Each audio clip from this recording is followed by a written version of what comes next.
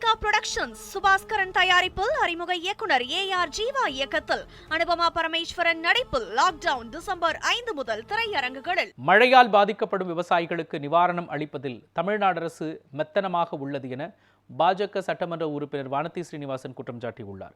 கோவை தனியார் கல்லூரியில் நடைபெற்ற நிகழ்வில் அவர் தெரிவித்த கருத்துக்களை தற்பொழுது பார்க்கலாம்.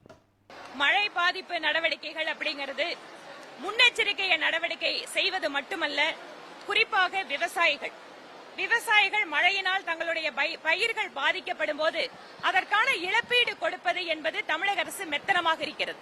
இதனால் விவசாயிகளுக்கு ஒரு இழப்பீடு பயிர் இன்சூரன்ஸ் இருந்தாலும் கூட, மத்திய அரசினுடைய பயிர் இன்சூரன்ஸ் திட்டம் இருந்தாலும் கூட அதில் முழுமையான பலனை விவசாயிகள் எடுக்க முடியாம இருக்கு.